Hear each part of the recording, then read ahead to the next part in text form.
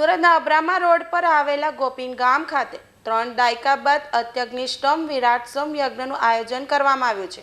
દેશ વિદેશના ભાવિક વૈષ્ણવ આ યજ્ઞમાં હાજરી આપવા આવી રહ્યા છે। 18 તારીખથી 23 મે સુધી યોજનારા આ કાર્યક્રમમાં અંદાજે 9 લાખથી વધુ લોકો દર્શનનો લાભ લેવાના હોવાથી 1500 જેટલા સ્વયંસેવકો સમગ્ર કાર્યક્રમમાં ખડે પગે હાજર રહેશે।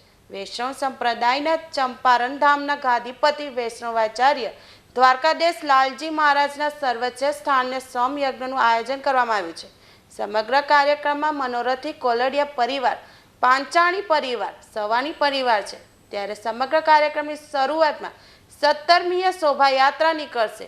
સોમ યજ્ઞ દરમિયાન દરરોજ રાત્રે વિવિધ સાંસ્કૃતિક કાર્યક્રમનું આયોજન પણ કરવામાં આવ્યું છે, જેમાં પુષ્ટિ માર્ગ્ય રાસ, શ્રીનાથજીની ઝાંખી, લોટી ઉત્સવ, માળા પહેરામણીનું આયોજન કરવામાં આવ્યું છે। શ્રી કૃષ્ણાય નમઃ, શ્રી ગોપીજન ઉલ્ભાય નમઃ। આપ સૌ અમારા આત્મીયજનો, સ્વજનો, સુરતનું આ વરાછા રોડ જે ગોકુળિયું ગામ કહેવાય છે, ફરી એકવાર ભાગ્યશાળી બનવા માટે જઈ રહ્યું છે।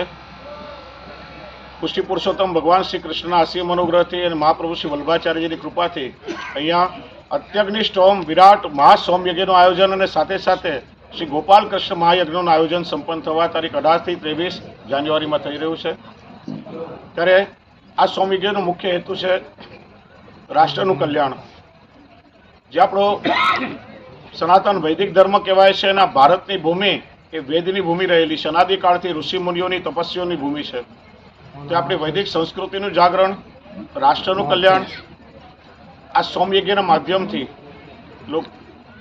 લોકોનું જે સ્વાસ્થ્ય છે એની જાળવણી, કારણ કે સોમ યજ્ઞના જે ધુમાડા છે એનાથી અનેક પ્રકારના રોગના વિષાણુઓ, જીવાણુઓ ખલાસ થાય અને એક પોઝિટિવ વાઇબ્રેશન લોકોને મળે, પંચતત્વોનું શુદ્ધિકરણ એનાથી થાય।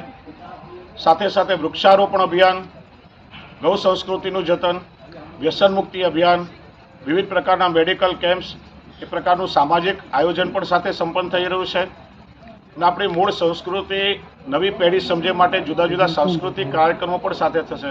અને 22 જાન્યુઆરીના દિવસે ભગવાન શ્રી રામચંદ્રજીની પધરામણી અને ભવ્ય મહાઆરતી શ્રી રામચંદ્રજીની સંપન્ન થશે અને લોકો રામચંદ્રજીના ભજનોનો પણ અહીં આનંદ લેશે।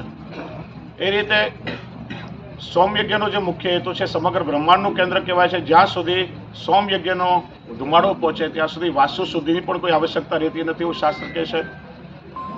સોમ એ સ્વયં ભગવાન શ્રી કૃષ્ણનું સ્વરૂપ છે, ભગવાને પોતે ગીતાજીમાં આજ્ઞા કરી છે। એટલે સોમ યજ્ઞ દ્વારા આપણે, સોમ યજ્ઞ એટલે પૂજાની એક યજ્ઞીય પદ્ધતિ છે।